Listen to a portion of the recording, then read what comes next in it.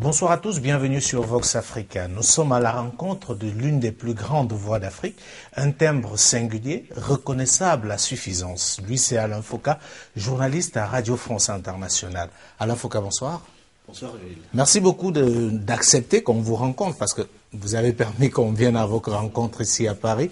Et je vais commencer par ce qui fait l'actualité. J'étais surpris de savoir qu'Archives d'Afrique, ça fait 20 ans. Ça fait 20 ans, nous attaquons la 21e année déjà. Ouais. Alors, Archives d'Afrique, c'est aussi ce coffret qui vient de sortir, j'ai envie de dire, après celui audio. On a eu 2 coffrets en audio. Maintenant, c'est le coffret vidéo. Je voudrais, avant de s'arrêter sur le coffret, parler un peu de l'histoire d'Archives d'Afrique. D'où vient Archives d'Afrique? Parce que 20 ans, il y a des gens qui, c'était pas mon cas, qui n'étaient pas nés, mais qui vous écoutent aujourd'hui. Oh, l'Archives d'Afrique, c'est plus un engagement militant qui vient d'un constat. À l'époque, je suis jeune journaliste reporter d'image, et je traverse l'Afrique de part en part. Et je me rends compte qu'en réalité, on ne connaît pas notre histoire, que les autres ont raconté notre histoire avec toutes les distorsions que cela peut comprendre. C'est-à-dire qu'il n'y a pas eu de nationalistes chez nous, il y a eu des maquisards, et il n'y a eu que des gens qui coupaient des têtes. Jamais on ne parle des gens qui sont battus et qui, quelquefois, ont remporté des victoires importantes. Ce qui a créé chez nous une frustration importante. Et je me suis dit, mais pourquoi ne racontons-nous pas l'histoire? Et j'avais cette chance, plus une chance, j'avais cette chance d'être là où je voyais la réalité, où je pouvais toucher à des documents qui ont existé, signés par des gens, où je voyais on va dire, où je voyais des documents qui étaient des documents d'archives. Le colonel Lamberton, qui donne l'ordre d'aller tuer dans l'ouest du Cameroun, qui a tué énormément dans le maquis de la région Bassa au Cameroun, qui l'a écrit, le Cameroun avance vers l'indépendance avec un caillou dans la chaussure. Je vois des éléments qui me troublent. Bokassa, qu'on a traité de cannibale, alors qu'il n'a jamais mangé de chair humaine. Et je me dis, à un moment, il faut qu'on raconte nous-mêmes notre histoire. Ouais. Voilà comment on est l'histoire. Mais la question, c'est le jeune reporter que vous êtes qui arrive à RFI. Comment vous vous engagez dans ce chemin alors qu'on sait qu'une émission comme Archives d'Afrique n'est pas le produit typique de RFI qui est censé être la voix de la France, je dirais même de la France officielle dans le monde? Non, je vais faire une correction. Je suis dans la maison RFI dans laquelle on se trouve depuis bientôt 22 ans. Je n'ai pas eu l'impression d'être la voix de la France. C'est-à-dire, jusqu'à maintenant, j'ai fait des magazines, j'ai été à la rédaction. Personne ne m'a jamais dit ce que je devais dire. Bon, il est évident que celui qui a le média, on considère que c'est lui qui donne les ordres. Peut-être qu'il y a eu des ordres inconnus de moi. Mais en tout cas, pour l'instant... C'est au moins lui qui donne l'argent. Bon, voilà. Mais je n'ai pas l'impression que vous, sur Vox Africa, vous preniez votre choix éditorial de celui qui finance. Je ne le pense pas, connaissant votre indépendance. Maintenant... Dans cette maison, je me disais, il existait une émission qui m'a fait grandir, que j'ai écoutée pendant que j'étais tout petit au Cameroun. C'était Mémoire d'un continent, qui était racontée par... Eliki Mbokolo. Qui aujourd'hui est Eliki Mbokolo, mais à l'époque c'était Barère, il y a eu beaucoup de personnes. C'est la plus ancienne émission de la maison. Et je me suis dit, il y a quelque chose qui manque. Je n'avais jamais écouté la voix de Sékou Touré, je n'avais jamais écouté la voix de Bokassa, je n'avais jamais écouté ces grandes voix-là. Et je n'avais jamais entendu parler les témoins de l'histoire. Et pour moi, il était venu le moment que cela raconte l'histoire, que l'histoire arrête d'être racontée par le chasseur, et que pour une fois, le gibier dise, voilà... Sa version, voilà, donne sa version de l'histoire. Parce que dans l'histoire du chasseur, vous avez remarqué que le chasseur est toujours celui qui a été courageux, celui devant lequel la bête s'est enfuie. Et apeuré, le lion qui a eu peur du chasseur, vous savez que c'est pas souvent. Voilà. Alors, ça veut dire que vous n'avez pas eu de difficulté à mettre ce projet sur pied à RFI. C'est ce que je voudrais avoir comme confirmation. Quand vous avez présenté le projet, on a dit, Alain, on y va. J'ai eu la chance à cette période-là qu'il y avait un monsieur dans la maison qui m'a dit, écoute Alain, ça serait pas mal qu'il y ait une voix africaine qui la raconte effectivement, parce que j'avais donné cet argument que pour une fois, il faut que ce soit une voix africaine, avec des Africains qui racontent l'histoire. Et ça s'est décidé en 48 heures. Mais bon, les patrons de l'époque avaient donné une période de 6 mois à l'émission. Ils se disaient au bout de 6 mois, ils seraient fatigués. Et ça fait 20 ans, un peu plus de 20 ans que ça dure. Alors revenons un peu sur ce coffret. C'est le premier d'une série parce qu'on a d'autres qui arrivent. Alors, j'ai envie de dire, comment est-ce que vous procédez? Et d'où vient l'idée d'ajouter de la vidéo? Parce que vous faites de la radio à la base. Et on se rend compte quand on regarde, en plus des images d'archives, que vous avez certainement eu à puiser, que vous-même, vous avez tourné des images. Alors racontez-nous un peu ça. Alors comme je viens de le dire, hein, je suis d'abord journaliste reporter d'image. Quand j'ai commencé ma carrière, c'était sur la 5 de Berlusconi. Je portais une caméra à l'épaule pour aller chercher les images quand je sortais fraîchement de l'école de journalisme et de Sciences Po. Mais pendant ce temps, je me suis dit, où sont les images des Africains? Et quand j'ai commencé l'émission, je me suis dit, et si je faisais les deux ensemble? Parce que je suis un homme à la fois de la radio et de la télévision. Donc j'ai commencé à tourner depuis cette période, depuis les 20 ans. Quand vous regardez les images, dans ce coffret, il y a des images que j'ai tournées en 89, 88 même. Pendant toute la période où je me suis baladé à travers le continent, j'ai traîné avec moi une caméra. Est-ce que ça veut dire que déjà à cette époque, vous avez l'idée de ce coffret? Je pense que je commence à avoir l'idée véritablement du coffret en me disant je vais faire, parce qu'au début je me dis je vais garder ça pour les archives et peut-être que demain j'aurai une banque d'archives. L'idée de faire un coffret apparaît véritablement au début de la décennie 2000. D'accord. Alors, Alain Foka rencontre justement des personnes différentes à travers le continent pour raconter l'histoire de l'Afrique. Dites-nous, quelles sont les premières difficultés? Parce qu'on sait que c'est pas évident. Étant ici à Paris, vous avez peut-être eu l'avantage d'avoir accès à un certain nombre d'archives, mais il fallait retrouver des gens sur le continent africain. Comment est-ce que vous travaillez concrètement? Je dois avouer une chose, c'est que ma plus grosse difficulté a été de faire parler les gens. Je ne sais pas pourquoi nous, en Afrique, on a l'impression qu'on doit se taire jusqu'au bout. Il y a une culture de l'omerta. Vous rencontrez quelqu'un qui a 85 ans qui vous dit « le moment n'est pas venu de parler ». Quand on connaît la moyenne d'âge, l'espérance de vie sur notre continent, c'est quand même assez absurde. Vous rencontrez quelqu'un de 85 ans qui vous dit « je pense qu'il est trop tôt pour parler ». Et puis, de plus en plus, quand l'émission a pris de l'ampleur, quand les gens se sont rendus compte que c'était important de parler, ils ont commencé à reprendre contact avec moi. Bien sûr, il y en a qui n'ont pas accepté de parler. Jusqu'aujourd'hui. Jusqu'à ce jour, ce que je regrette. Mais il y a des grands personnages qui, jusqu'à maintenant, me disent « j'ai pas envie de parler ». Et puis, il y a des grosses frustrations aussi.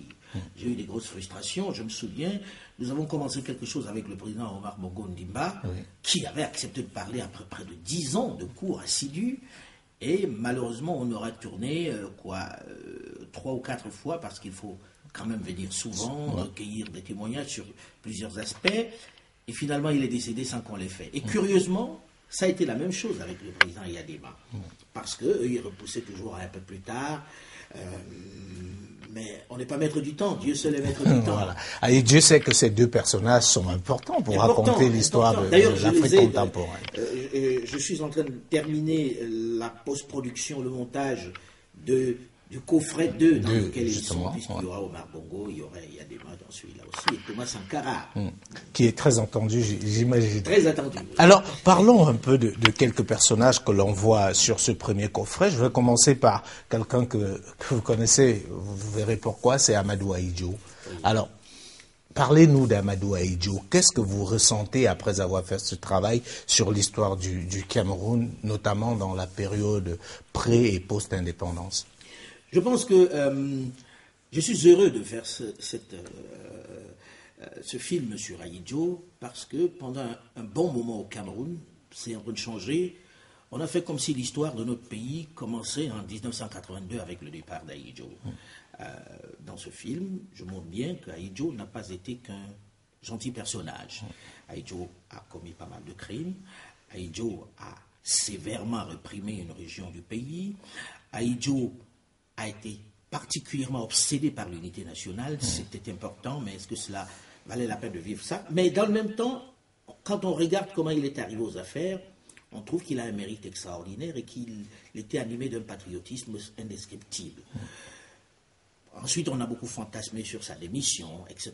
En réunissant les uns et les autres, les personnages qui les ont vécus, les personnages qui étaient des témoins, on se rend compte que bon, il y a eu beaucoup de fantasmes, mais il est effectivement parti de lui-même et il n'avait pas l'intention de revenir à un moment ou à un autre. Maintenant, ce qui s'est passé par après, ce n'est pas que ça. Ahidjo, il y a beaucoup d'autres choses. Et je pense que j'ai pris plaisir à raconter cette histoire parce que des témoins ont accepté de parler. Vous vous rendez compte, à l'époque, avant qu'il ne décède, Samuel Ebois a parlé dans ce film.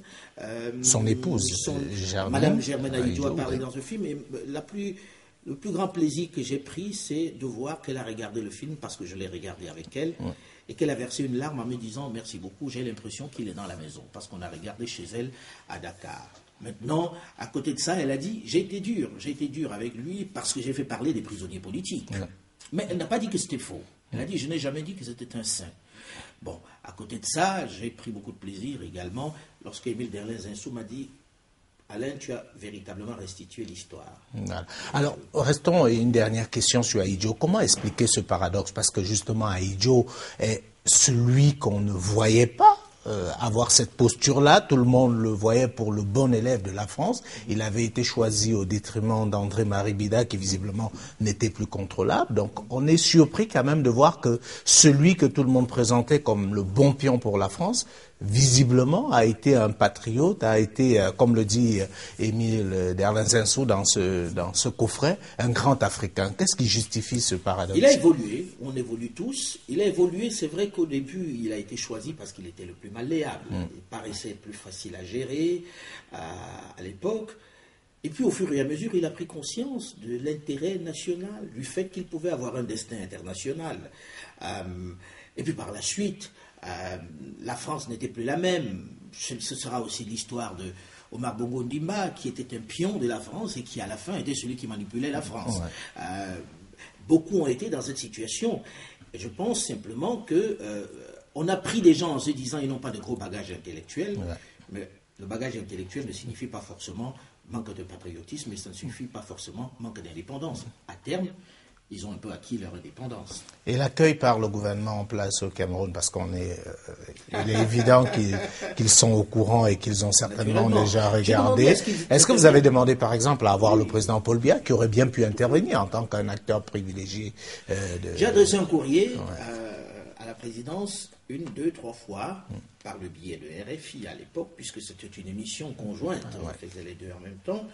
N'ayant pas de réponse, j'ai rencontré quelques personnes. Bon, il est évident que, dans le même temps, si on est logique, le président Biya n'avait pas besoin d'intervenir dans cette émission, compte tenu de la place qu'il occupe. Il a encore un devoir de réserve. C'était un peu descendre dans l'arène, ce n'est pas son genre. Et puis, pour certaines questions, on m'avait délégué quelqu'un, un ministre à l'époque, pour venir parler de la question passeport de Mme Ahidjo. J'ai récusé un peu cette personne. Pourquoi? Parce que ce n'était pas le sujet. Le passeport n'était pas le sujet. Pour moi, la chose la plus importante, c'était de raconter l'histoire. Je ne veux pas rentrer dans l'actualité. Maintenant, l'accueil qu'on a réservé, je ne sais pas, j'ai beaucoup d'amis dans le gouvernement. Il y a des bons amis qui ne m'ont pas dit que c'était mauvais. Je crois même que la majorité regarde ce film avec plaisir. Et certains m'ont véritablement félicité.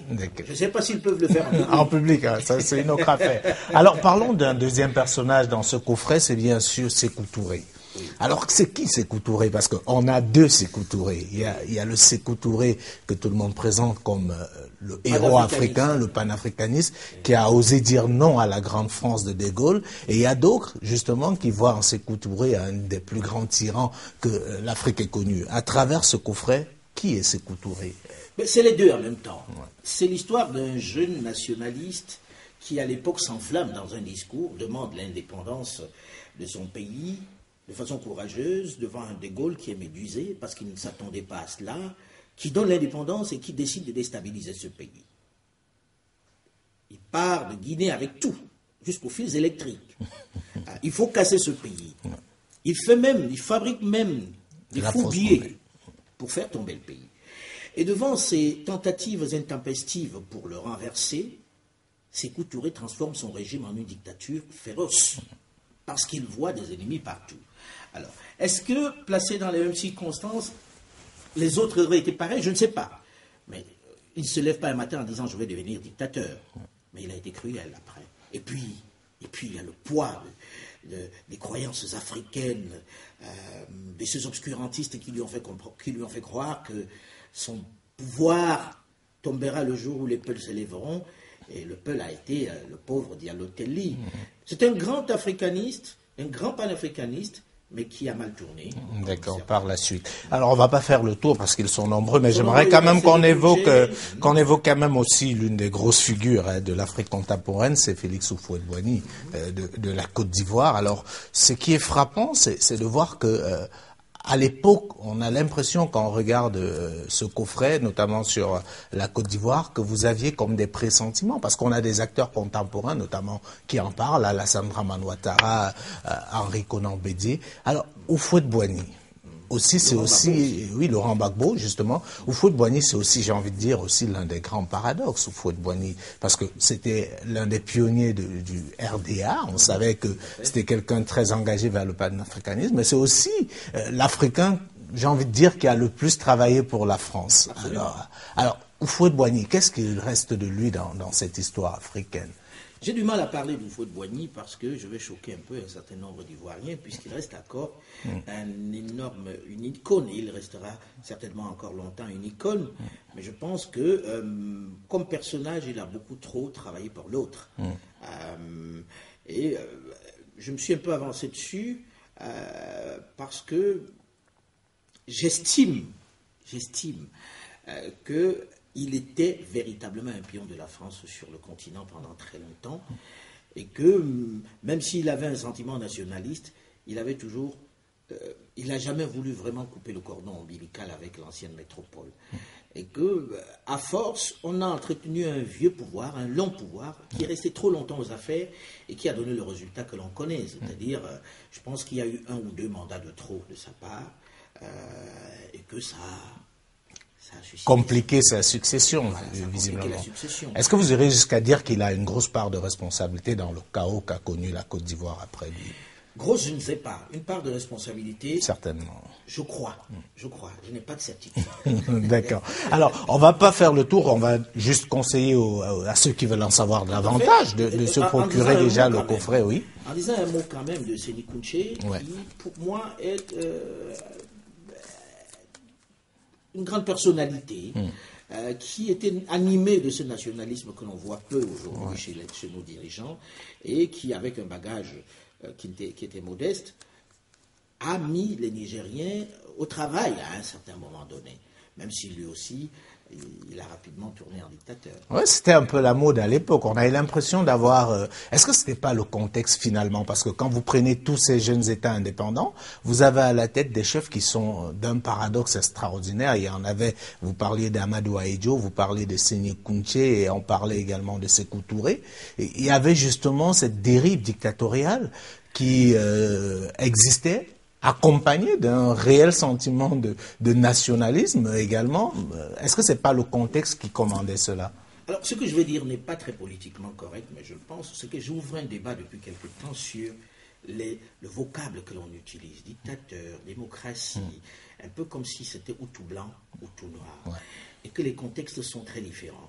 Je reviens sur une phrase, je ne la partage pas entièrement, mais je la comprends, de Séni Kountché, qui dit « Comment voulez-vous parler de démocratie à des peuples qui ont besoin d'abord d'être éduqués et de comprendre ce que ça signifie, démocratie. Je pense qu'entre nous, Africains, on ne peut pas copier un modèle tout fait qui vient d'ailleurs et le plaquer chez nous. Et quand on regarde, nous sommes en 2014, le résultat des événements de 1990, du sommet de la Bolle, du vent de démocratie qui a soufflé sur le continent, on ne peut pas dire que ça aille beaucoup mieux forcément dans les pays qui ont adopté la démocratie. Je pense qu'on a commencé la démocratie par le haut, c'est-à-dire que pour nous, la démocratie a été de chasser le chef de l'État, jamais de construire des structures de base qui puissent construire le pays. Et que nous, aujourd'hui, on a commencé par le plafond, sans fondation. Sans faire la fondation. Et je pense que c'est ce qui a poussé ces gens-là à un moment donné à se dire ce n'est peut-être pas le moment tout de suite de faire cette démocratie. Mais si je dis ça, on va dire celui-là est plutôt la dictature. Et que c'est un peu paradoxal. Non, je pense que la démocratie, on y est maintenant. Mais je pense qu'il faut voir comment on installe de façon plus solide cette démocratie. Quand on regarde les États aujourd'hui, on a besoin de pouvoirs forts. Je ne dis pas autocratique, mais forts. De pouvoir central qui soit capable d'impulser un mouvement, de mettre les gens au travail, parce que la démocratie, à un moment donné, a été liberté, et puis on chasse le chef, et ça s'arrêtait là, sans construction réelle du pays. D'accord. Alors on termine justement sur le coffret. On va recommander ce coffret qui est déjà disponible, qui est disponible depuis un certain temps. Maintenant, il est disponible pour le grand public. Et tous ceux qui sont passionnés de l'histoire de l'Afrique vont naturellement s'en procurer. On leur annonce qu'il y a la suite, parce que il y a des figures. On parlait tout à l'heure de Thomas Sankara. Je sais que c'est très très attendu, notamment de l'Afrique pour ce qu'il a représenté et ce qu'a suscité son assassinat. Mais il y a également Omar Bongo, Gnassingbé Yadema, qui sont autant de sujets à venir. Laurent Désiré Kabila. Voilà, Laurent Désiré Kabila de la RDC. Alors je voulais justement qu'on commence et qu'on sorte de là, parce que ça nous permet de voir un peu qui a l'Infoca et qu'est-ce qui a guidé, sa carrière. J'aurais bien voulu parler surtout du coffret. Mais bon, ouais. Je voudrais justement qu'on sorte de cela, alors qu'on fasse un retour pour revenir un peu sur vous. La plupart des Africains vous ont connu à RFI, mais vous avez une carrière avant RFI, même si elle est un peu brève. Oui, vous avez travaillé notamment sur la chaîne, comme vous le disiez, de Silvio Berlusconi en Italie, ce qui peut sembler curieux. C'était votre premier boulot après l'école? Oui, c'était mon premier boulot après l'école, puisqu'il y avait ça et France Inter, qui n'est pas RFI, comme certains le pensent. France Inter, c'est à l'intérieur. Et la 5 existait en France, et il y avait sur cette 5-là des séries que beaucoup d'Africains ont découvert, par la suite, Kojak et autres. Et puis il y avait une belle rédaction qui était intéressante avec Gilles Schneider, avec Guillaume Durand et un certain nombre de grands journalistes. On avait des belles éditions. Malheureusement, cette chaîne a fermé en 1992 pour des raisons nombreuses qui sont des raisons juridiques et administratives. Ouais. Après, il y a un passage à Europe 1. Oui. Europe 1, je faisais simultanément la 5 et France Inter. Et au bout, parce que sur France Inter, on me faisait faire des flashs, bon, il faut tous commencer par quelque chose. Et je suis parti à Europe 1 grâce à quelqu'un qui m'a mis le pied à l'étrier. Et je suis resté à Europe 1 très peu de temps. Pourquoi? Parce que, même si j'avais un meilleur salaire que celui qui avait à RFI, je vais dire, je termine ma carrière, je suis dans la fin de ma carrière, parce que je ne suis pas tout jeune non plus. On l'aurait constaté, à voir la durée d'Archives d'Afrique, à voir quand est-ce que vous avez démarré dans le journalisme, ça fait un peu plus de 30 ans. Donc, presque. Donc, je suis passé à Europe 1. Je suis passé à Europe 1, mais je m'ennuyais. Je m'ennuyais vraiment parce que c'est gentil l'Europe, mais je ne me sentais pas directement concerné. Et puis quand j'arrivais en Afrique, je crois que j'avais un désir de reconnaissance. Je crois. Et j'ai eu une proposition à RFI, dans l'agence sonore de RFI à l'époque. Je suis venu à RFI.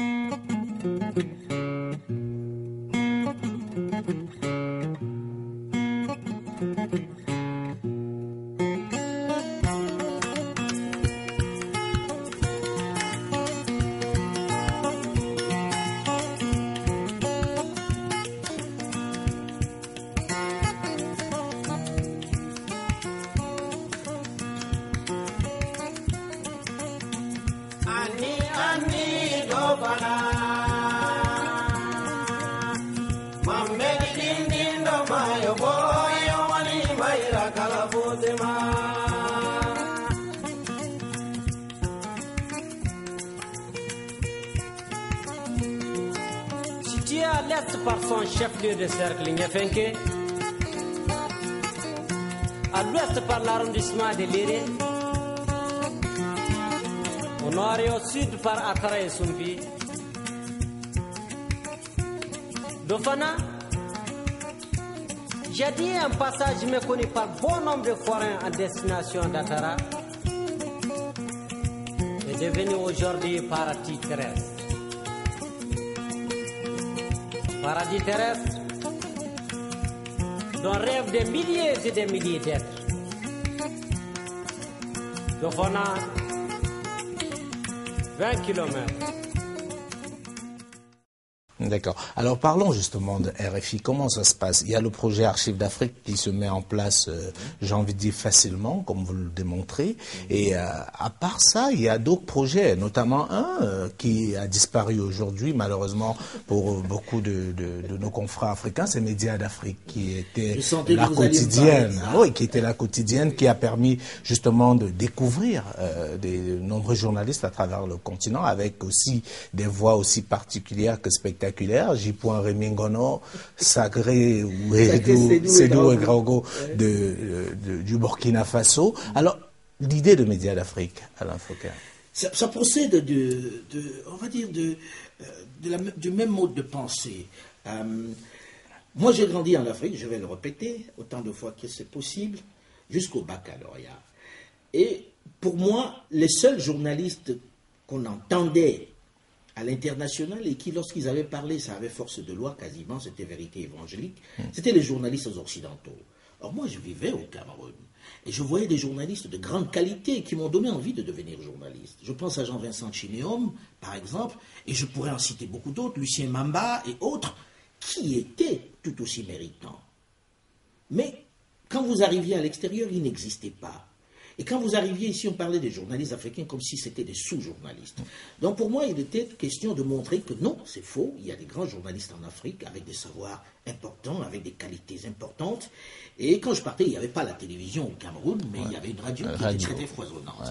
Je me suis dit, mais pourquoi ne pas donner le moyen au monde d'écouter un autre son de cloche, d'écouter ce que les Africains pensent de l'actualité eux aussi. Parce que lorsqu'on parle de l'Afrique, on ne parle que des guerres, des pandémies, de la famine, ces enfants au ventre proéminent débordés par des nuées de mouches. C'était ça l'image de l'Afrique. Or, il y a autre chose en Afrique. Et je suis allé voir quelqu'un qui était le directeur des magazines à l'époque à RFI, il y a une quinzaine d'années, un peu plus d'une quinzaine maintenant, ça fait 18 ans quasiment, et je lui ai dit, et si je faisais ça?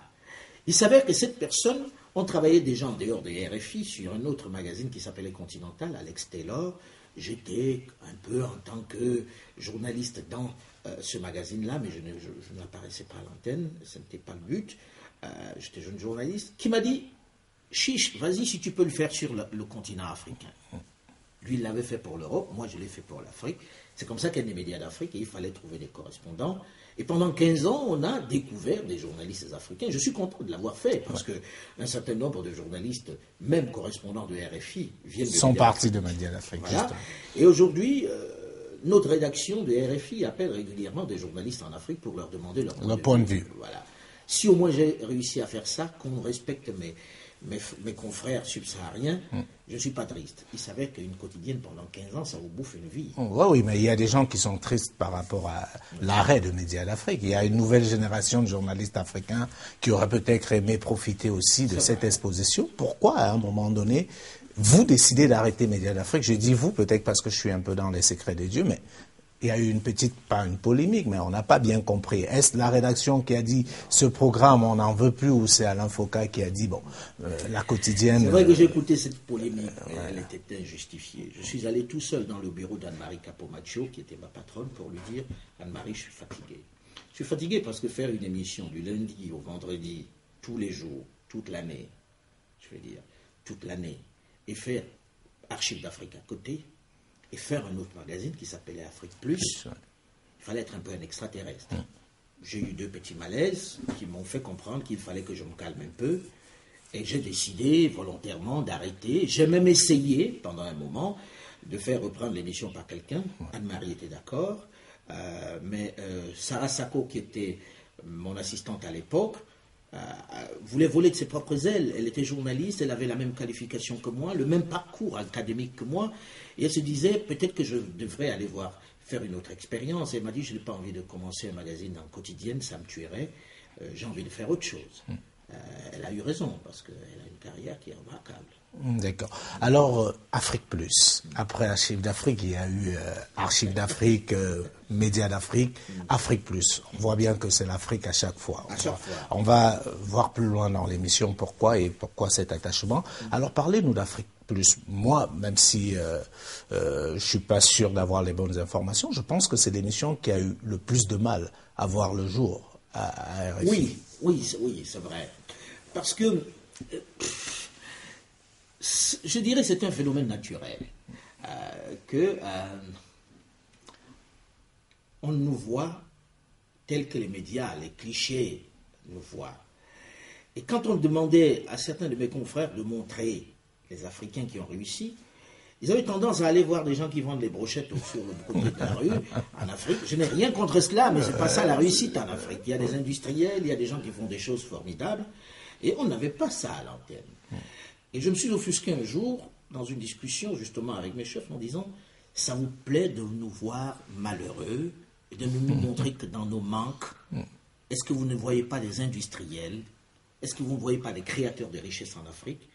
Et il y en a un qui a dit « chiche, montrez-les-nous ». Et c'est la même personne qui m'a dit après « il ne faudrait pas enlever ce magazine de l'antenne ». Parce que tout d'un coup, il découvrait qu'il y avait des banquiers, qu'il y avait des médecins, qu'il y avait des gens qui ont fait des choses extraordinaires et que l'Afrique n'était plus l'Afrique de papa, de l'époque où on devait tout apprendre. Mais que l'Afrique avait engendré des enfants qui avaient des diplômes, qui avaient réalisé des choses, qui étaient partout dans le monde. J'ai été jusqu'en Australie, où j'ai trouvé un chef d'entreprise qui était un grand chef d'entreprise en Australie et qui était africain. Et quand je suis revenu à RFI pour le leur montrer, j'ai vu des gens qui étaient très très surpris.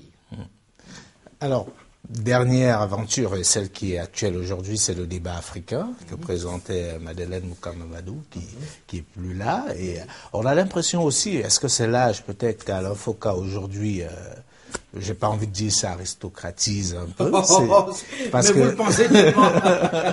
C'est-à-dire, c'est un peu plus cool, c'est une émission hebdomadaire, même si on a l'impression, même si les voyages restent toujours. Alors, l'aventure du débat, ça fait pas beaucoup de temps, mais c'est aussi tout aussi passionnant, on le ressent quand on vous écoute.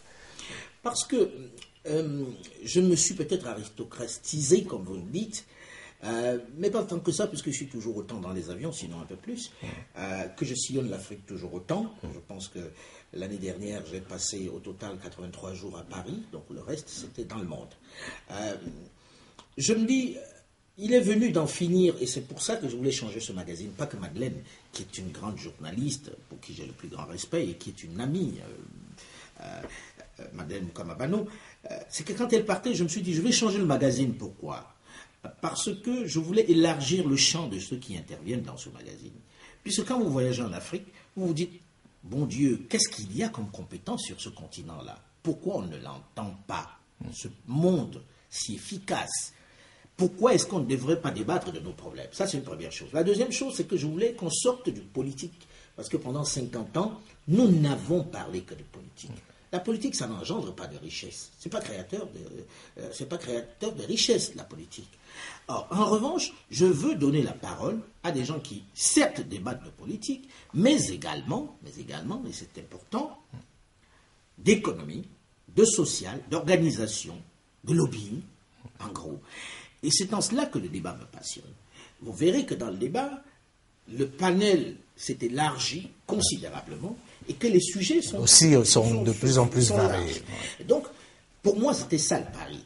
Mais faire une émission, vous faites de la télévision, faire une émission où toutes les semaines vous avez des gens dans 4, 5 pays, c'est un pari extrêmement risqué. Que vous ayez quelqu'un qui est à Dakar pendant que vous avez un autre qui est à Bujumbura et un autre qui est à Washington, ce n'est pas un jeu. Et c'est ça la bataille que nous avons chaque semaine. Et puis, aller sur place, sur le terrain, aller rencontrer des gens qui parlent de leurs sujets, qui débattent des grands sujets. Ça me fait toujours plaisir d'avoir sur un plateau, comme je viens de le faire il n'y a pas longtemps au Mali, le président Pierre Bouyoya qui discute en même temps que Soumaïlo Bouba Maïga ou que d'autres dirigeants de la situation au Mali sans que ça vienne de Paris, sans que ça vienne de l'Union européenne. Ils apportent leurs solutions et pour moi, je pense que les autres l'écoutent. Et je suis ravi quand on m'appelle régulièrement pour me dire « Ah, je n'avais pas vu cet aspect des choses. » Et que ce soit des décideurs qui le disent. On en avait parlé sur le Mali, mais on en a parlé sur la Libye quand on renversait Kadhafi. On a fait un débat où il y avait 2 chefs d'État qui ont clairement dit « Ça, c'est le début de la déstabilisation de l'Afrique de l'Ouest. » Mais c'était dans le débat africain. Ouais. Et on se rend compte aujourd'hui qu'il n'avait pas totalement tort. Voilà. Je vous propose qu'on regarde un tout petit élément et on revient parler d'un autre aspect d'Alain Foucault. À tout de suite.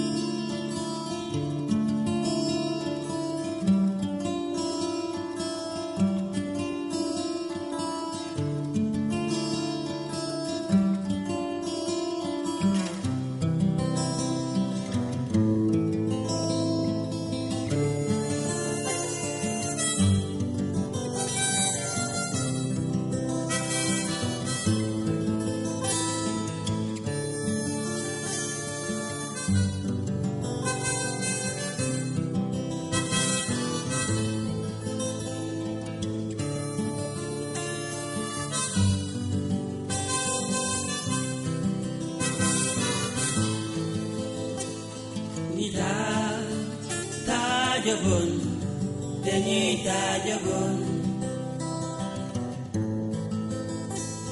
Ni tajabun, dañuy tajabun. Abdou Ujambar, ñaari malaika la. Xawe ci kaw daanu si seru. Alors, on revient avec Alain Foka. On vient de voir ce petit sujet qui montre un peu l'étendue du réseau relationnel d'Alain Foka. Et j'ai envie de dire l'étendue de ses amitiés. Parce que c'est ça le paradoxe de ce métier, à la fois très proche et très distant. Vous savez, pour avoir des chefs d'État, il faut pouvoir être proche d'eux. Mais pour pouvoir les interviewer, il faut garder une certaine distance. Alors, parlez-nous de comment vous avez constitué ce carnet d'adresses qui peut sembler impressionnant, je dirais pas insolent, pour la carrière que vous avez eue. Comment est-ce que ça s'est passé, ces différentes rencontres? Alors, ce n'est pas quelque chose qu'on construit. C'est-à-dire, on ne se dit pas, je vais avoir un carnet d'adresses, parce que quand je regarde le sujet, je vois quelques-uns que j'ai dû connaître, je veux corriger quelque chose, ce ne sont pas des amis. Je ne crois pas qu'un chef d'État soit ami avec quelqu'un véritablement sur la durée. Ils doivent avoir des amis dans le privé, c'est possible. Mais on est un instrument, on est toujours un instrument entre leurs mains. Et c'est du donnant-donnant. Il veut parler au journaliste, le journaliste veut lui parler. Il a un message à passer, le journaliste est un créneau. Et le journaliste a des questions à poser. C'est un échange.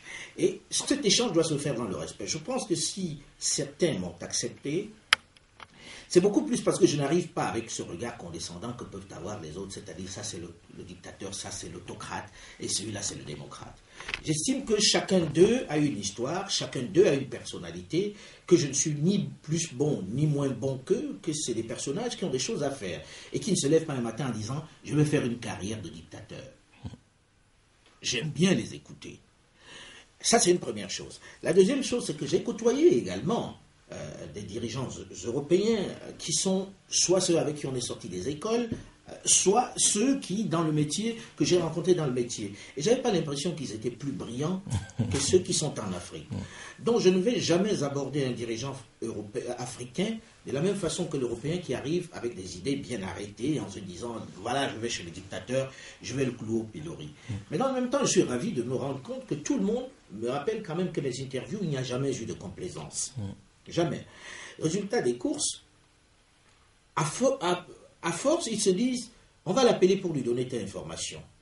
On va l'appeler pour qu'il soit mieux au courant de ceci. C'est-à-dire, s'installe un climat progressif de confiance parce qu'il ne se dit pas que je viens pour, permettez-moi l'expression, l'emmerder. Il se dit, s'il est venu, c'est parce qu'il a envie d'une information. Et que je ne veux pas aller à l'antenne en disant, il faut le tuer ou il faut le tuer. Mais dans le même temps, quand il fait une bêtise, je le dis très clairement. Alors, il y a une relation de respect, mais pas d'amitié.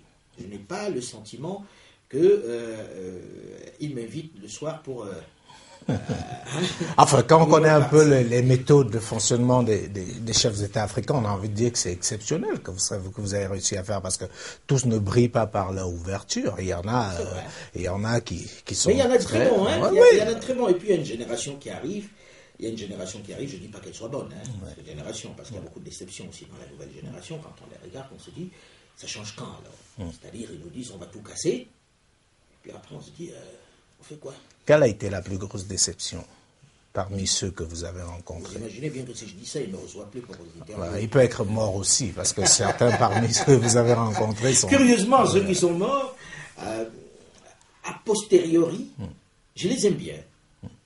Si je vous dis, ça va vous scandaliser, que je trouvais un certain mérite à des gens qui étaient soldats, simples bidasses dans l'armée française, en Indochine, et qui ont terminé en dirigeant le pays pendant tant d'années. Il y a des mains, je suis surpris, je me dis, waouh! Même si ce n'était pas ce qu'il fallait faire de mieux pour le Togo. Ça, on est d'accord là-dessus. Mais avec le bagage qui était le sien, et vu comment il est arrivé, et qu'il a été accompagné, parce qu'il n'est pas arrivé là par hasard, les Occidentaux l'ont bien aidé pour arriver à cet endroit, qu'il soit resté aussi longtemps, je trouve qu'il avait un mérite extraordinaire. Or, quand on voit les diplômés des grandes universités et des grandes écoles qui arrivent aux affaires aujourd'hui, on ne peut pas dire qu'il y a eu un grand changement. D'accord. Et Je sais aussi, certainement, c'est l'une des rencontres phares. On est obligé d'en parler, c'est Mandela, qui est décédé. Alors, vous êtes l'un des rares, hein, enfin, l'un des rares journalistes à l'avoir rencontré à un moment encore où Mandela avait la possibilité d'échanger. Vous avez échangé avec lui. Comment ça s'est passé et quels souvenirs vous gardez de l'homme? Alors, je garde un souvenir, ça va être du lieu commun. C'est difficile de faire autrement face à Mandela. Autrement, quand vous rencontrez ce personnage et que vous êtes journaliste et que vous perdez vos moyens, je pense que s'il y a une personne devant qui j'ai perdu mes moyens, c'était Mandela, parce que j'étais en admiration. Tu dis, c'est aussi fort que lorsque vous écoutez à la télévision. Parce que généralement, quand vous rêvez de quelqu'un, tout d'un coup, vous le rencontrez, pouf, ça s'effondre. Là, il était là. Et c'était toujours aussi fort. Et il vous met à l'aise, il est d'une simplicité extraordinaire. Pour moi, c'est quelqu'un qui m'a fait comprendre les vertus de l'humilité. Et le pardon, je ne saurais jamais pardonner comme lui. Ça, je n'ai pas cette prétention. Franchement, dire à mes bourreaux, d'hier, on va travailler ensemble et comprendre, je crois que j'ai encore beaucoup à faire dans ce sens-là. Pour moi, il est admirable. Et puis partir comme il est parti. Partir sans chercher à garder le pouvoir, sans tripatouiller la Constitution, il n'en aurait même pas eu besoin, alors qu'on a des champions du monde aujourd'hui qui, tous les jours, touchent la Constitution, il faut qu'on reste. Bon, et puis c'est un vrai débat. C'est un vrai débat parce que j'étais avec quelqu'un qui me dit, si on veut faire partir les chefs d'État, et c'est pas n'importe qui me dit ça, c'est quelqu'un qui lui-même a été en haut, comme on dit, qui dit, si on veut faire partir les chefs d'État et qu'on ne veut pas qu'ils changent de constitution, cette opposition doit se rapprocher d'eux pour qu'ils soient rassurés qu'ils ne vont pas finir leur vie en prison. À chaque fois où ils voient la fin, ils se disent, après il va y avoir un procès contre moi. Et puis l'exemple Charles Taylor, tout le monde l'a encore en mémoire. Et il dit, il va falloir que cette opposition aille leur dire, voilà les garanties qu'on vous donne pour qu'on mette les compteurs à zéro, comme ça vous vous en allez tranquillement. Je ne sais pas si ça va marcher pour tout le monde, mais en tout cas, si l'opposition écoute, peut-être qu'elle devrait se rapprocher de certains qui se sont accrochés au fauteuil. Attendons de voir. Alors je vous propose, parce qu'on n'a pas beaucoup de temps, qu'on prenne un autre rendez-vous, parce que je voudrais qu'on parle de Alain Focal africain. On l'a beaucoup entendu également, et qu'on parle aussi d'autres aspects de votre vie qu'on ne connaît pas toujours. Je sais que vous êtes intéressé par des choses, vous avez des projets à titre personnel, mais ce qui est frappant, c'est le lien que vous avez bâti pendant toutes ces années avec l'Afrique. Et le titre de toutes les émissions que vous avez eu à faire le démontre à suffisance. Donc si vous avez convenance, je vous donne rendez-vous en Afrique. Et pas n'importe où en Afrique, dans un pays qui vous tient à cœur, c'est bien sûr au Cameroun. On vous invitera dans nos studios au Cameroun pour continuer cet échange-là, parce qu'il me semble que vous avez conservé votre passeport camerounais. Absolument, j'y tiens. J'ai envie de demander comment c'est possible, là. Étant à RFI, la possibilité d'avoir la nationalité française, vous l'aviez, et vous aurez pu l'obtenir de manière, j'ai envie de dire, très très facile. Pourquoi avoir tenu à garder le passeport camerounais ? Serais-je crédible si je parle d'Afrique en brandissant un passeport Bordeaux français? On se dit que ça facilite la vie, en fait. Hein. Il y a des gens qui... Si on veut faire dans la facilité... Mais est-ce que ça ne traduit pas un attachement beaucoup plus profond Je suis attaché à l'Afrique de façon viscérale. C'est viscéral chez moi. Et pas à un pays. À l'Afrique, globalement. L'Afrique noire, globalement. C'est un truc inexplicable, je me sens proche et je n'arrive pas à mettre des barrières entre les différents pays. Quand je suis à Libreville, je suis à la maison. Quand je suis à Abidjan, je suis à la maison. Quand je suis à Niamey, qui est mon second pays d'attache, je suis chez moi. Je me dis, c'est tellement fort. Et puis aujourd'hui, ce qu'on disait il y a une vingtaine d'années est en train de se réaliser. Pas qu'on était des visionnaires, c'était logique. C'est que l'Afrique sera le cœur du développement, de la croissance. Et qu'aujourd'hui, on voit de plus en plus d'entreprises se précipiter sur l'Afrique pour y investir parce que c'est un potentiel extraordinaire. Alors, je crois que ceux qui refusent des visas et les passeports au nord risquent d'avoir quelques difficultés au sud dans quelques années. On espère bien, enfin, on verra ce que ça donnera à ce moment-là. Donc prenons rendez-vous, le rendez-vous est noté, on se retrouvera au Cameroun, à Douala et Yaoundé. On essaiera de voir un peu comment ça se passe au Cameroun quand vous y êtes. Et quand je parlais de projet personnel, c'était pas intime, je dis bien personnel, parce qu'Alain Focal ne fait pas qu'RFI, il y a d'autres choses sur lesquelles j'aimerais bien qu'on parle, mais rendez-vous au Cameroun. Mais on ne va pas dans ma famille, là. Non, non, je le promets. Alors, rendez-vous au Cameroun et on aura l'occasion de poursuivre cet entretien. Merci. Madame, Monsieur, le rendez-vous est pris. Donc, nous nous retrouvons au Cameroun pour poursuivre cet entretien avec Alain Foka. Et vous aurez l'occasion aussi de découvrir comment il se comporte quand il est au Cameroun, mais davantage de comprendre l'attachement qu'il a face au continent africain. À plus tard. Le grand jour tant souhaité est enfin arrivé. La France ne comprend pas l'Afrique. Et il est grand temps qu'elle la comprenne. En Afrique, il y a un grand diable qui vend les autres Africains. C'est Houphouët-Boigny, ce traître. Mon cœur est tellement plein d'amour qu'il n'y a pas place pour la haine. Il n'y a pas de dignité sans liberté. Que l'Afrique, libérée, soit maître de son destin. Est-ce qu'on peut faire d'un véritable démocrate quelqu'un qui est mentalement sous-développé?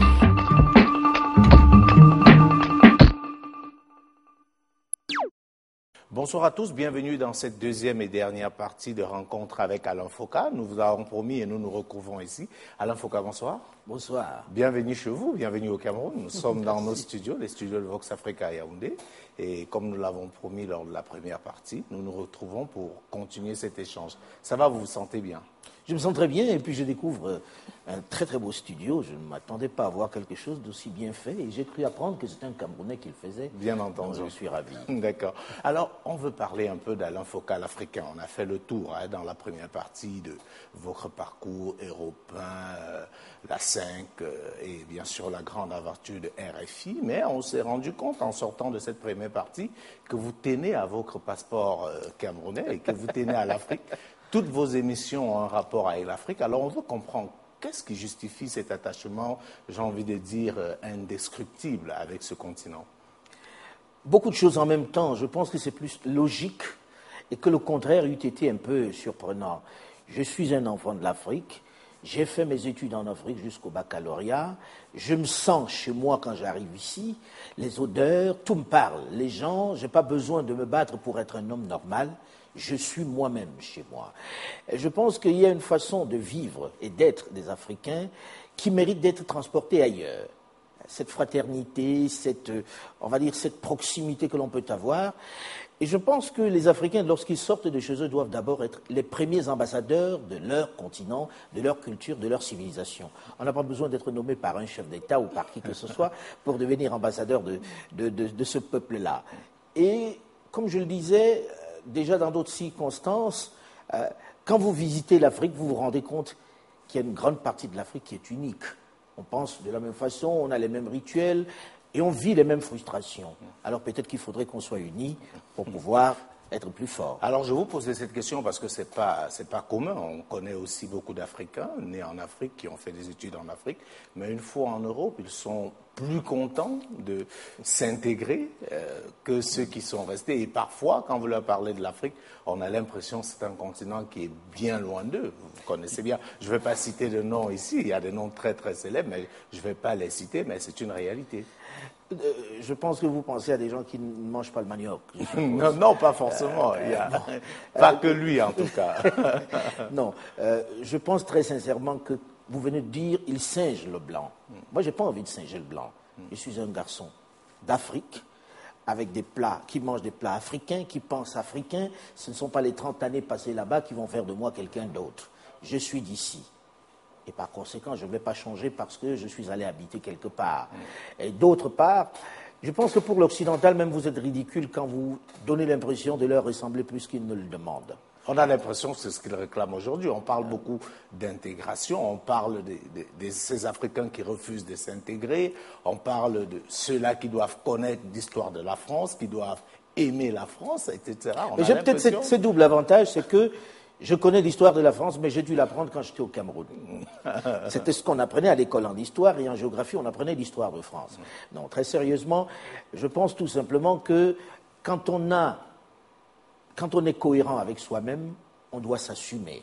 Et que ceux qui n'arrivent pas à s'assumer ont besoin d'être un peu plus éduqués. D'accord. L'une des activités que vous faites beaucoup en Afrique et qui est très peu connue et qui peut sembler éloignée de votre métier de base qu'est le journalisme, c'est la production. Vous aimez la musique et vous avez produit plusieurs grands noms de la musique camerounaise, ça c'est pas toujours su. Alors parlez-nous de cette rencontre Alain Foka avec la musique. Oh, la musique c'est un peu... c'est Astérix qui disait qu'il est tombé dans la potion magique quand il est né. Je suis né dans une famille chrétienne où mes parents allaient à la chorale. Je suis né à Douala. Quand on allait à l'église tout petit, on chantait ce qu'on appelait le Miengema Bouna Christo. Pour les Douala, ils connaissent ce que c'est, les chansons des enfants du Christ, qui étaient dans une église protestante, mais où on chantait en Douala, où l'essentiel se faisait en Douala. J'ai été, jusqu'à ce que je parte du Cameroun, baigné dedans. J'ai dû apprendre à jouer de la guitare et ensuite passer à la guitare basse. Donc j'ai toujours baigné dans cette musique qui me rend heureux, qui me rend plus gai, qui me fait sortir de moi-même et qui fait que je ne me sente pas éloigné de ma culture. Ce qui fait que quand je regarde les difficultés auxquelles sont confrontés des artistes de talent, je me dis, ça ne coûte pas grand-chose finalement de les accompagner. Et on dit toujours que l'aumône, ça fait un saint de plus, ça ne fait pas un pauvre de moins. Hein? C'est-à-dire, vous avez l'impression d'avoir beaucoup fait, c'est pour ça que j'en parle pas, parce que ces artistes font des carrières intéressantes aujourd'hui, et j'ai la satisfaction personnelle de leur avoir permis de démarrer au départ. Mais je n'ai pas besoin de le claironner sur les toits. C'est pour ça que je n'ai pas tellement envie de citer leur nom. De tous, vous allez citer au moins un nom. Vous êtes le plus fier de qui? Parce que vous en avez produit par mal. Le plus fier de qui? Si je peux m'abstenir, parce que ça va faire des fâchés. Ça va faire des jaloux. Fâchés, des jaloux, parce qu'ils sont à peu près une dizaine que j'ai rencontrés dans des cabarets à l'époque et que j'ai lancés, ou qui sont venus me voir avec des maquettes que j'ai lancées, plus parce que j'estimais qu'ils méritaient de faire des carrières. Ce dont je suis le plus fier, c'est plutôt un album. C'est la Bible du Makossa. Oui. C'est la Bible du Makossa qui est née un peu dans mon salon à Paris, où avec certains artistes, on se retrouvait le dimanche, notamment Bobin Guimet, Edgar Yonke, Jeff J, et on s'amusait à reprendre les vieux titres de l'époque au Cameroun, les vieux succès camerounais. Et je lui ai dit, si on faisait de ça un album? Et ça a donné la Bible du Makossa, qui a été un vrai succès. D'autres ont voulu poursuivre l'aventure tout seuls ou de leur côté, ou d'autres qui n'étaient pas de l'aventure, comme Aladji Touré, on fait le testament du Makossa, mais je suis plutôt content de la Bible du Makossa. D'accord. Alors, Alain Foka, c'est pas que le Cameroun, c'est la Guinée, j'ai envie de dire aussi un peu le Niger, un pays qui vous tient pour des raisons qu'on ne va pas évoquer ici. C'est la Côte d'Ivoire, c'est la Côte d'Ivoire, c'est le Mali, enfin. C'est un Africain qui est reconnu partout. Et ce qui est frappant, on a essayé de voir, on peut le voir dans les images, les émissions des RFI en public, c'est la même popularité partout. On a l'impression que vous avez réussi à vous faire adopter dans tous les pays africains que vous en avez visités. On aimerait déjà savoir quel pays africain vous n'avez pas visité jusqu'à présent. Ah oui, c'est vrai, lequel je n'ai pas visité. Lequel je n'ai pas visité pour l'instant? Il n'y en a pas beaucoup. Je ne veux pas faire le malin, mais je ne suis pas en train de voir lequel je n'ai pas visité. Puis c'était un pari. C'était un pari. Quand j'ai commencé à être journaliste reporter d'image, je me suis dit, je vais visiter tous les pays du continent. Peut-être pas encore le Sud-Soudan qui est... J'étais au Sud-Soudan il y a 3-4 mois. Parce que ça faisait partie de ce territoire où je n'étais pas encore allé, mais c'est le boulot qui m'y a amené. D'accord, donc ça veut dire... Et comment vous justifiez ça, cet accueil qui vous est réservé un peu partout où vous passez, la facilité aussi que vous avez à vous infiltrer comme ça, et on se rend compte que vous êtes devenu un polyglotte par la force des choses. Vous parlez un peu du Wolof, vous parlez un peu de Lingala, vous vous adaptez partout où vous allez. C'est plus parce que je me sentais très africain. Je me sentais tellement africain que pour moi, il était logique que je parle toutes ces langues et que je rencontre les gens avec qui je parle. Et puis, comme je le disais tantôt, l'Afrique est très ressemblante. Quand vous arrivez à Abidjan, vous avez à peu près les mêmes plats, on les appelle différemment. Ici, à Douala, on l'appelle le plantain, le msolé, alors que là-bas, on l'appelle la loco. Vous arrivez au Mali, la sauce arachide qu'on a ici, on l'appelle le tigadegena. C'est la même chose quasiment. Et du coup, quand vous faites une émission qui leur parle comme Archives d'Afrique, ils se sentent proches de vous. Je ne fais pas archives d'un pays, je fais archives d'Afrique. Donc, d'une façon ou d'une autre, je leur parle. Et quand je faisais Médias d'Afrique, tous se reconnaissaient dans ces correspondant qui parlait dans l'émission, tout comme quand je fais le débat africain, je fais voyager l'émission dans chacun des pays, et quand j'y arrive, je vais manger où tout le monde mange, et je vais m'amuser où tout le monde s'amuse. Je n'ai pas l'impression d'avoir décollé de ce que j'étais. J'étais déjà un enfant de la rue, donc je suis resté un monsieur de la rue, on va dire. C'est-à-dire que je ne me suis pas senti pousser à des ailes, avec mes défauts aussi. Hein. Bien entendu. Alors, aujourd'hui, est-ce que vous envisagez votre carrière différemment? La partie de RFI ne fait pas partie de vos projets immédiats.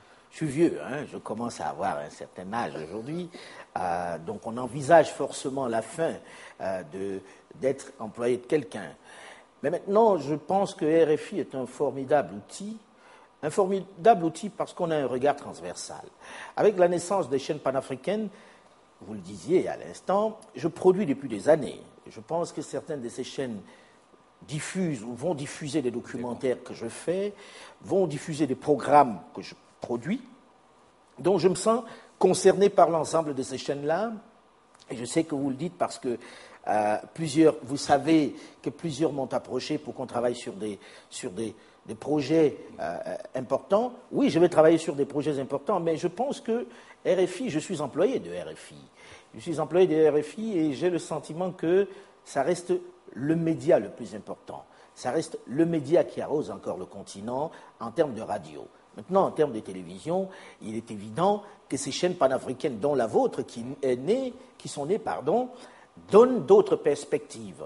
Mais des perspectives qui sont de production plus qu'autre chose. C'est-à-dire, aujourd'hui, il faut vous donner du contenu.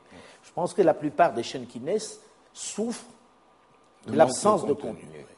Alors, nous qui avons le regard transversal, qui n'avons pas véritablement le pied ancré dans un seul pays, nous devons proposer des programmes qui soient des programmes les plus transversaux possibles. Ce que je faisais déjà, par ailleurs, avec des chaînes européennes. Quand on me demandait, par exemple, de faire une série comme Black à New York, Black à Washington, Black à Bruxelles, etc., j'avais l'opportunité de réunir l'ensemble de ce pays dans un même produit. Parce que je les connaissais, parce que j'avais déjà un réseau. Et je pense que je continue de le faire. Quand j'ai fait le documentaire sur la polygamie diffusé sur France 2, j'avais l'opportunité de faire la polygamie, non pas au Sénégal ou au Niger ou au Cameroun, mais les polygamies, parce qu'il existe beaucoup de polygamies, la polygamie liée à la religion, la polygamie liée à nos cultures, etc., la polygamie urbaine et autres. Donc, oui, j'envisage ma carrière autrement, mais ça ne veut pas forcément dire partir de RFI, même si assez souvent, ça m'a tenté. Enfin, on ne va pas entrer là-dedans, surtout quand on sait un peu l'ambiance qui règne parfois à RFI. Oui, c'est vrai qu'il y a eu des moments un peu lourds, mais ça reste une chaîne extraordinaire, ça c'est clair.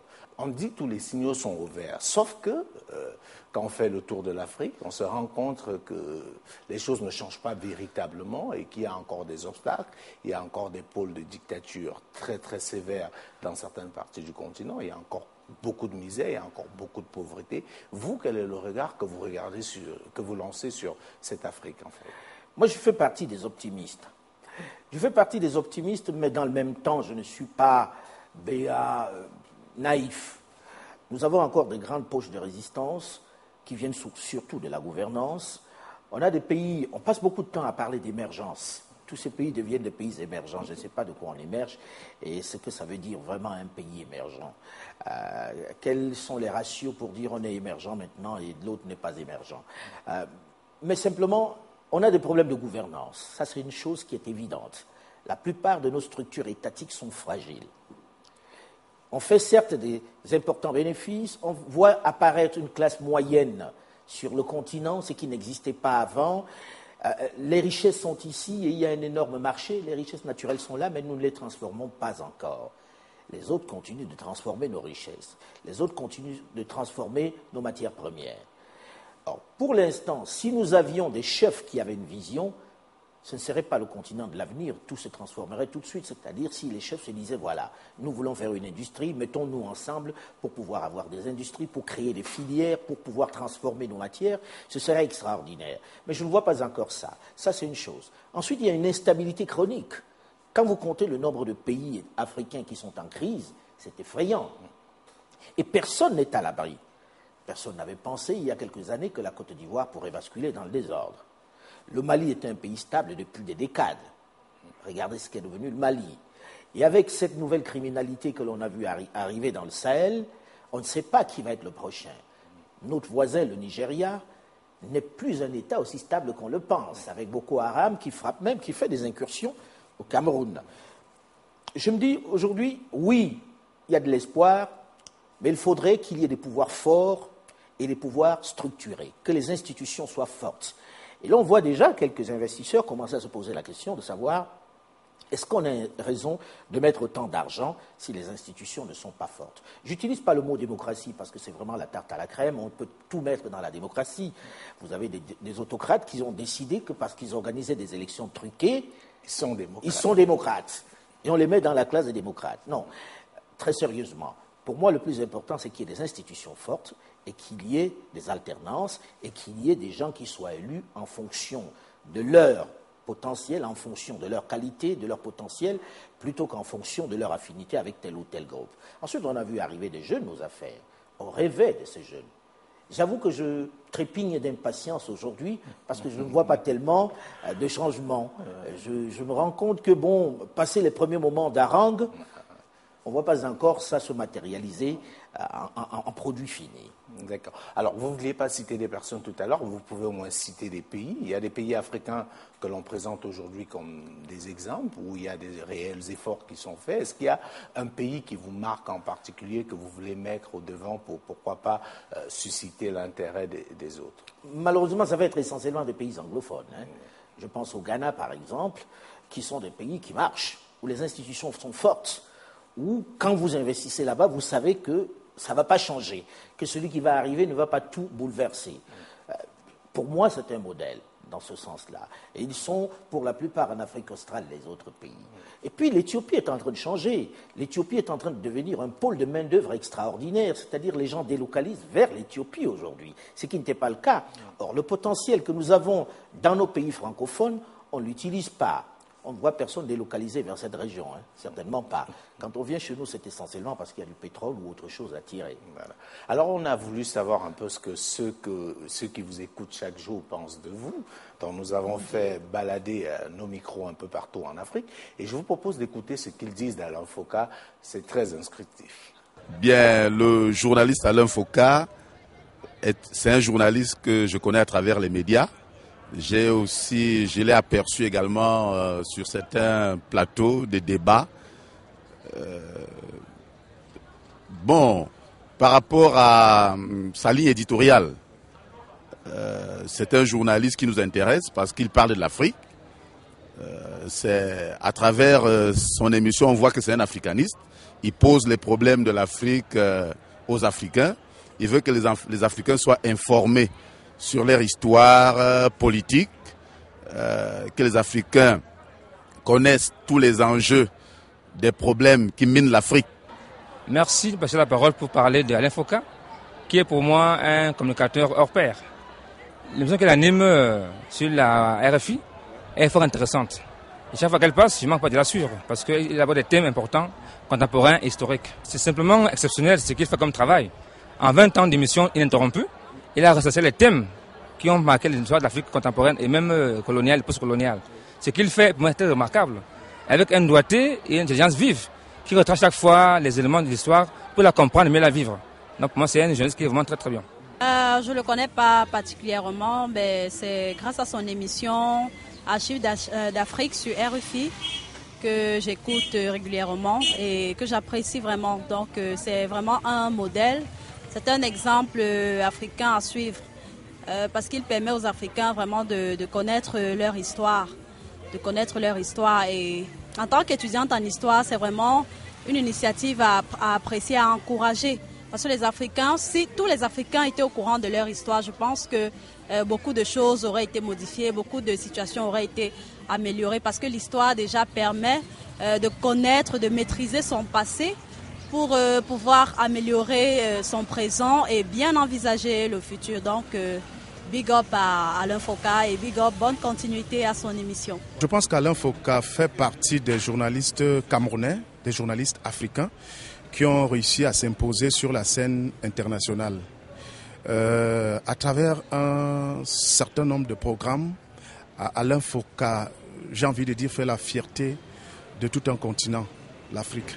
Et nous l'avons vu d'ailleurs au centre d'un certain nombre de conflits dans certains pays, notamment en Afrique. Et il a joué un rôle très important en tant que journaliste, en tant que quelqu'un qui connaît un peu le continent, qui connaît l'histoire de ce continent-là. Son émission, que nous connaissons tous, a permis à pas mal d'Africains de se réconcilier avec leur histoire. Vous le savez, l'histoire est têtue, mais c'est l'histoire, il faut la regarder en face. Et Alain Foka nous a permis de revisiter cette histoire-là, nous les Africains, nous les Camerounais. Et je crois que c'est quelque chose à féliciter. Un grand professionnel et quelqu'un qui a permis de créer aussi de l'engouement dans la nouvelle génération, dont je fais partie. Grâce à lui, grâce à ses interventions en radio, on a pu rêver et on a réussi à réaliser ce rêve-là en se lançant dans ce métier. C'est un grand monsieur et je m'incline. Chaque fois que je l'écoute, c'est toujours avec beaucoup d'attention parce qu'on apprend beaucoup de choses. C'est une grosse figure du monde de la communication dans le monde et particulièrement en Afrique. Voilà, nous qui sommes très jeunes, qui écoutons ces programmes, on ne peut qu'être fiers de ce grand monsieur qui fait beaucoup pour l'Afrique. Donc moi je retiens déjà à travers ces émissions beaucoup de choses que j'ignorais de l'Afrique. Donc quand on écoute par exemple l'Archive d'Afrique, c'est avec beaucoup de plaisir qu'on apprend pas mal de choses sur le Cameroun déjà. Et surtout quand il nous passe parfois des extraits de ces grandes figures, de Thomas Sankara, ça fait plaisir. Amadou Ahidjo, qui, nous par exemple, qui sommes encore très jeunes, on n'a peut-être pas eu l'occasion d'écouter ces figures-là. Et quand à travers une émission comme Archives d'Afrique, on parvient à vivre cette histoire comme si on y était, vraiment ça fait plaisir. Alors, de retour à Alain Foka, qu'est-ce que ça vous fait d'écouter tous ces commentaires? J'ai pas envie de dire dithyrambiques, mais ils disent que du bien. C'est-à-dire qu'on a l'impression Ça me fait peur. Ça me fait peur parce que j'ai peur que ceux qui disent du bien nourrissent ceux qui ne m'aiment pas. Il est évident, le bon Dieu même n'a pas fait l'unanimité de ses créatures, n'est-ce pas? Mais ça fait plaisir de voir qu'il y a des gens qui, finalement, vous encouragent à faire ce que vous faites depuis des années. Ces félicitations ne peuvent que m'obliger à faire davantage. Je me dis, il y a une génération derrière moi, la vôtre, qui va certainement nous pousser vers l'extérieur et qui va faire mieux parce que nous arrivions à un moment où ce n'était pas évident. Je suis content qu'ils aiment ce que je fais et je vais m'appliquer à faire davantage. Mais est-ce que vous avez conscience de ce que vous représentez pour eux? Parce que on attend, là, il y a beaucoup d'attentes, il y a beaucoup d'espoir. Vous en avez tellement fait, ça fait 30 ans que vous le faites, mais les gens attendent encore davantage. Est-ce que vous avez conscience que pour certains Africains, vous avez un rôle très, très important pour eux? J'avoue que si je commence à prendre conscience, peut-être que ça va me peser dessus. Non, je fais tout simplement mon métier comme la plupart des journalistes, comme il y en a pas mal ici qui font leur travail, mais qui n'ont pas peut-être le rayonnement que moi je peux avoir. C'est-à-dire que je ne vois pas ça comme un mérite particulier, je vois ça plus comme une chance. Dieu dit à un moment donné, vous allez être à tel endroit et vous allez faire ceci. C'est comme ça que je vois ça. Je ne vois pas ça en termes de je suis le plus fort, je suis le plus brillant. Je n'étais pas si fort que ça et je ne crois pas être si brillant que ça. D'accord. Alors sortons par où on a commencé depuis Paris, c'est le coffret Archives d'Afrique. Ouais. Et on a aussi un peu essayé d'avoir les avis des uns et des autres. Ils rêvent de s'acquérir, d'en acquérir autant pour moi, mais il y a, comme on le dit souvent en Afrique, un obstacle. Le prix. Le prix. Parce que le coffret, il coûte 100 €, donc à environ 65 000 francs CFA. Et voilà. Je vais avoir deux réponses qui ne vont pas plaire probablement. La première réponse, c'est que les archives, vous faites de la télévision, vous le savez, ça coûte une fortune. Pouvoir acheter des archives, ça coûte une fortune. Ça, c'est une première chose. Un premier handicap contre lequel je ne peux rien. Pour produire cela, je suis obligé d'acheter des archives. Donc, ces coûts-là sont des coûts incompressibles. À côté de ça, il y a des témoignages, des acteurs encore vivants de l'histoire. Il faut aller les chercher dans les pays respectifs. La troisième chose, c'est que c'est le premier outil, le premier instrument de cet ordre-là qui réunissent l'histoire des Africains en vidéo qui existe. Ça coûte les yeux de la tête. Vous avez sur un même produit Houphouët-Boigny sur 2 DVD, Ahidjo sur 2 DVD, Sékou Touré et Séni Kountché, qui à chaque fois durent au moins 1 heure. Il faut nourrir ça d'archives. Il faut nourrir ça de témoignages. Et je raconte de la même façon que je le fais sur RFI. Ça coûte très cher. Et la seconde chose, c'est qu'on n'a pas de mécènes. Ailleurs, des mécènes financeraient cela. Mais ce produit n'a pas de mécène. Il est entièrement financé sur fond de ma société. Ça, c'est une troisième chose. Et la dernière qui va vexer un certain nombre de personnes, c'est que quand j'entre en boîte de nuit ou dans un cabaret, je vois le nombre de bouteilles de champagne qu'il y a sur la table. Je ne dis pas qu'il ne faille pas boire du champagne, j'adore le champagne. Mais je me dis, tous ceux-là peuvent acheter le coffret. C'est déjà pas mal. Et la dernière des choses, c'est qu'il y a des États qui ont eu la démarche de dire, ça c'est un outil didactique. Nous avons envie de donner ça à nos enfants, dans les lycées, dans les collèges, de donner ça même à nos invités VIP, pour qu'ils connaissent l'histoire de l'Afrique. L'ont acheté en nombre. C'est remarquable. Alors, si un État a envie que ces jeunes s'approprient son histoire, il lui suffit tout simplement de l'offrir à ceux-là. Mais vous savez que ça ne fait pas l'unanimité. Il y a des États qui ne sont pas totalement d'accord avec cette histoire-là, qui ne veulent peut-être pas que cette histoire je suis votre regard et vous pensez au Cameroun sur la question Ahidjo. Non, personne n'a dit qu'il y avait des choses fausses sur Ahidjo. Pour l'instant, non. Non, parce que les acteurs parlent. Et parce que je n'avais pas de camp. Et je dis toujours que quand je me souviens de la réflexion de Mme Ahidjo, elle disait c'est une bonne émission parce que vous avez montré que Ahidjo n'était pas seulement bon ou seulement mauvais. Et je pense que celui qui n'est pas d'accord doit quand même regarder avant de juger. D'accord. Merci beaucoup Alain Foka. Malheureusement, le temps est très court avec vous. On a largement débordé, mais ce n'est pas bien grave. Et on vous remercie pour cette disponibilité, de nous avoir permis d'échanger avec vous sur des choses que vous n'évoquez pas toujours. Vous avez raconté vos carrières, nous parler un peu de vos à côté.